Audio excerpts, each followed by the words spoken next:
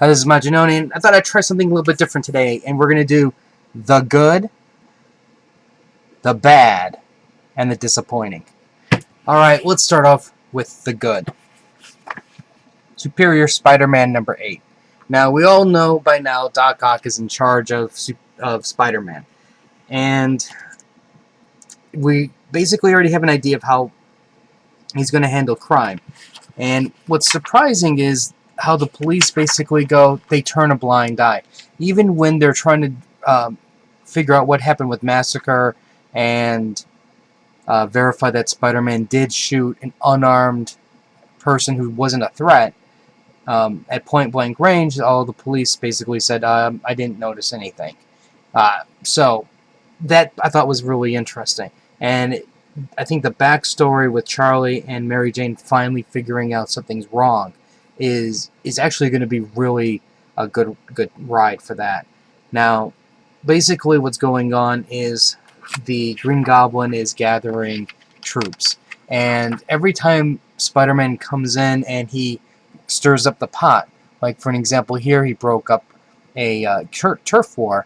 When the troops left, the Goblin crew come in and then they basically gather anybody who was smart enough to run. And Spider-Man's definitely getting a reputation that you don't want to mess with him because he's leaving people in bad shape. Now, especially the Owl, because the Owl and Doc Ock had run-ins in the past. Now, of note in this one also is the fact that the Green Goblin has figured out a flaw in Spider-Man's spiders, all mechanical robotic spiders. And he tested it out by burning down Mary Jane's club, which again is reinforcing the fact that's not Peter because he never came to save her. Now, the very end, though, is what was the payoff, because we get to see the Green Goblin and his troops, and I thought this was a really nice picture here of the Goblin King. And then he's got the Vulture kids, and you can see the army behind them. And, I understand that there's people who are pissed off that there's Spider-Man, and the whole mess with Peter Parker and Doc Ock. But, you have to understand, eventually everything's going to revert back. Eventually. But how cool is it going to be watching not Peter Parker, but Doc Ock fight the Green Goblin as Spider-Man? All bets are off on this fight. The Green Goblin, while he knows that there's a new savagery behind Spider-Man, he has not experienced it quite firsthand yet. And the fact that it's Doc Ock inside the costume. And I think this could potentially prove to be a very spectacular battle. And I'm really looking forward to it. I'm enjoying how Slott is building this thing up, and I really can't wait until we get the payoff. So that was the good. Let's go with the bad. This is what we call bad. Now, this is the Green Lantern 20 final issue, Wrath of the First Lantern, oversized anniversary issue. Okay, first of all, I will give props to DC in this. It is an oversized issue. They're charging us a ton of money for it, $8, right? But there's no ads. So, I say that's props. I give them that. They're trying to stock it full of pages of action. But it's not all quite just action, because basically what they've done is periodically throughout the story, they've inserted pages of patting themselves on the back because Johns has done such a great job with Green Lantern. And I don't mean that as I'm not insulting him or anything, because he really did do a lot of contribution to this character, and he's really elevated DC to a different level. So, even though I have bad feelings about Green Lantern now, I'm not taking anything away from him, because Green Lantern was a character nobody cared about.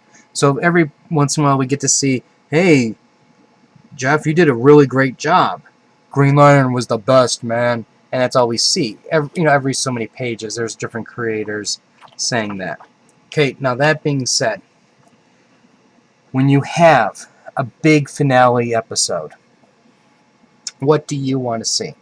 You want to see the hero fight the villain, right? You want to see the final build up to the battle. You want to see the big climactic fight and your conclusion. Well, we don't get that, because what we get is we get an origin of Hal Jordan. I swear to God, that's what we get right here. We have basically the war's already over. There's a trainee. He goes, "Okay, I've got my ring for the first time. Could you please tell me the story of Hal Jordan, because I really want to know?" And so they go, "Well, Hal Jordan was a pilot, and he was flying this plane, and then blah, blah, blah. And then we had the War of the Lantern Rings." And I'm going, how long has this thing been going on? Now granted, maybe you just came in on the New 52. But when you have the Wrath of the First Lantern, all of this should have been told ahead of time, mixed into the story, so everybody would have been caught up to speed. Not on the last battle do you catch people up to Hal Jordan and what's been going on. This, people, is what is a complete and utter waste of space. This is battle pages. That's problem number one. Now, problem number two is we get some story and dialogue between the First Lantern, the Guardians, and then you get all the Lanterns come. And let me tell you something. We have seen this battle countless times. We've seen this battle with the Sinestro Corps. We've seen this battle with the Blackest Night. We've seen this countless times. It's the same freaking battle over and over again. Let me explain. Here's the villain. Green Lanterns come in. They fight. Oh, guess what? He's too powerful. Oh no. Okay, here comes another color coming in. And here comes another color coming in. And then what do we get? See, look at that. Notice all of the colors start coming in. And then we always get all of the lanterns shooting their rings at the same time to get this beam of light, like that, rainbow of light. Every single time. It's like, my God, do you not have an original idea in your head any longer? Or do you always have to...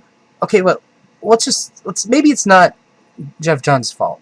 Maybe it's not the editors of DC's fault that they have to do the same battle over and over again. Maybe it's us, the readers, who are completely stupid, and that's all we can do is just eat up these stupid battles. They're the same.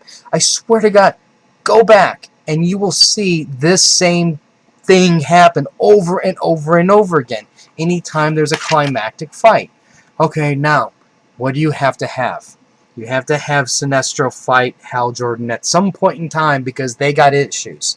Now, while this is all going on, obviously there's no Black Lantern, so Hal Jordan died, and he brings this, the Black Lantern.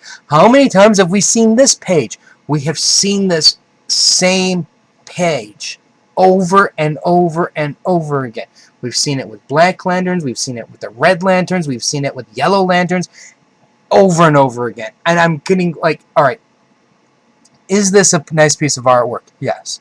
Would I love to have the original pencils for this? Yes. I'm not taking that away from the talent. What I am taking away from is this same freaking story. Same thing has come back to haunt us again. And I know you're going to tell me, you know what, Majinoni, what do you expect? It's the First Lantern. You're going to obviously have to have all the lanterns fight. No, you don't. I can tell you that right now for a fact. You don't have to follow the path. I read enough manga to understand that you can come up with a different storyline, a different battle, and you can build it up in an entirely different way instead of using a cookie-cutter process that feeds us the same thing, but all they do is just change up the artist team. So, we get the fight, and, then we get to see Hal Jordan having daddy issues, because that's the only thing he really was afraid of. And I'm just like, oh... you have got to be kidding me. And then, of course, you have to have, Parallax come in. And then, well, look at that. Sinestro's the Parallax now, because now he can somehow control it. Okay, now this is a spoiler, and I'm spoiling it for you to save you from this misery. Okay, look. let's look at something here for just a second. Okay, you have Hal Jordan coming in. Black Lanterns are coming, right? And then you have Hal Jordan talking. Hal Jordan boy talking to the First Lantern because he's looking for something with a weakness in Hal. Do you see fighting? Do you see fist flying? Do you see energy beams blasting? You don't see any of that. Oh, and by the way, what the hell happened with here? Nothing. Nothing. Nothing important. So we get this. Yeah, that's a nice picture over here. But do you see me fighting? No, I don't see fighting. No fighting. How? No fighting. Really? So then, look at that. Do you still see fighting? No, but I see congratulations. And then Necron comes. And I'm like, oh, finally, we're going to get something good here. This is going to be awesome. Slash, fight's over. That's it. That is the fight. And you know, there might be people out there who are going to go, Maginoni, you are completely off your rockers. This was an incredible build-up, an incredible issue. You should have gone along for the entire ride because it was amazing. And this was the most amazing fight I've ever seen in my life. And I swear to God to you, anybody who says that has not seen a John Woo movie. Any one of you who are saying that has not seen a Hong Kong action movie. Any one of you have not seen a truly spectacular fighting anime. You know, you have no concept of how to build a story. They have no concept of how to tell the tale of bringing people through grief and misery and reaching inside to overcome one's greatness. I mean, is this even a victory of Hal Jordan, or is this a victory of the Black Lantern? This, to me, is the Black Lantern victory. It has nothing... Oh, yeah, you can say Hal Jordan was a Black Lantern and he summoned Necron. And, you know, he stuttered even because, Necron said, don't tell me what to do, boy. You know? And I'm like, please. Please. This is completely worthless. If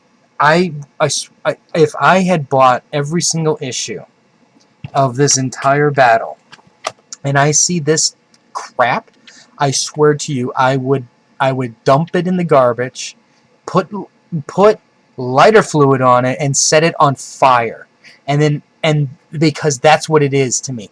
This is a complete waste of paper and time and nonsense, and I just don't understand why we as readers are going to accept this, because this is unacceptable.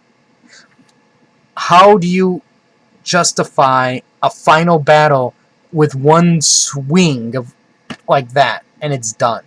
And yeah, you can argue the point, well they turned him into a human, but really, this is the turning into the human part. And then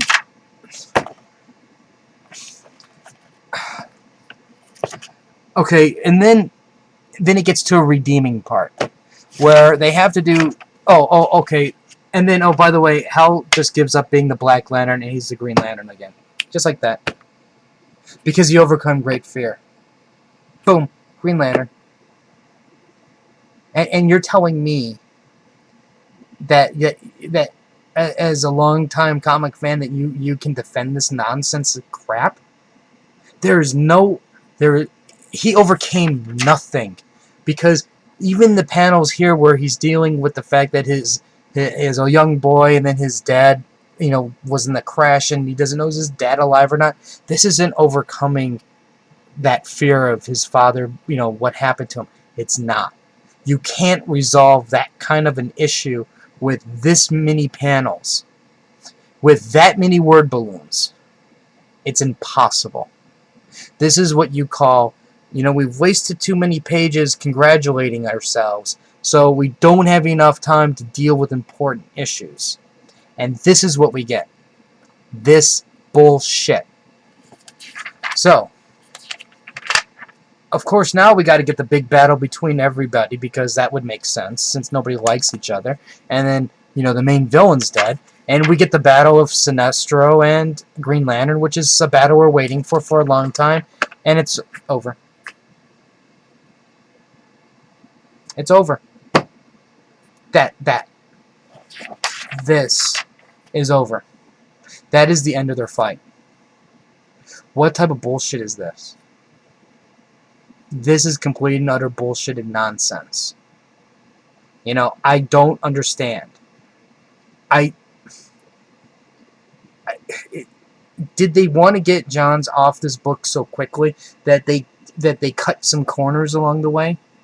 This should have been an amazing fight. Amazing. You know, this, I mean, look at it from a different point of view, as these are two brothers fighting. You know, this is, or teacher-student fighting. Longtime best friends, with one friend going down the path of evil and the other one on the path of righteousness. And they both don't, they're at odds. Long history of fighting. And everything was built up to this one moment. Done. Fight's over. Oh, Sinestro cried. So, what happens? We find out Sinestro kills all the Guardians, which I thought was fantastic. That part was great. And he saves one for the Red Lanterns to kill.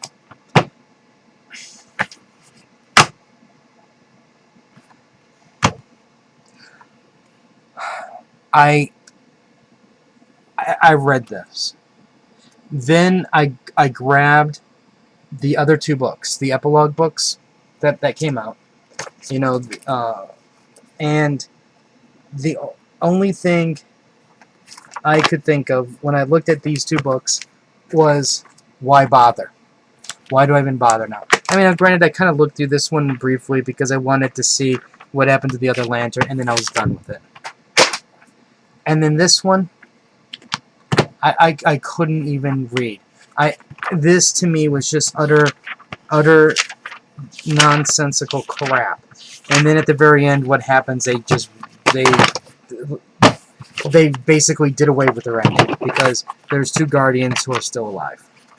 See? Look at that. Oh, we have another chance.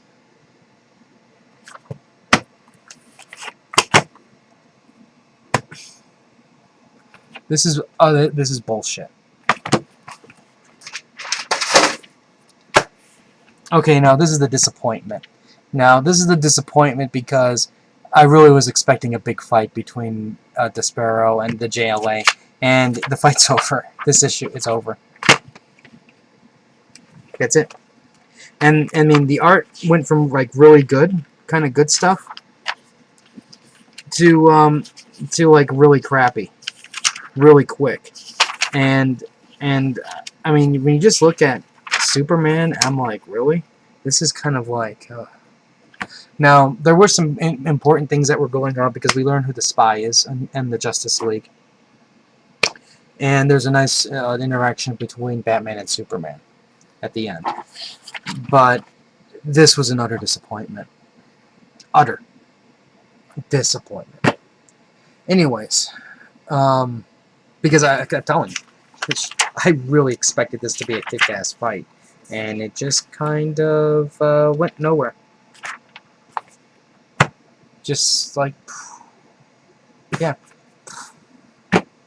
over like that. Anyways, if you have any comments or questions, let me know. Rate the video up. Let me know what you like about the good, the bad, and the disappointment. Write the video, Facebook link. Right there. Crunchyroll anime reviews. Watch Attack on Titan. If you don't believe me on how to craft a story and how to craft a fight and that makes you draws you in, Attack on Titan. You watch that. And I guarantee you will look at Green Lantern and you will say, you know what? This could have been better. Anyways, until next time.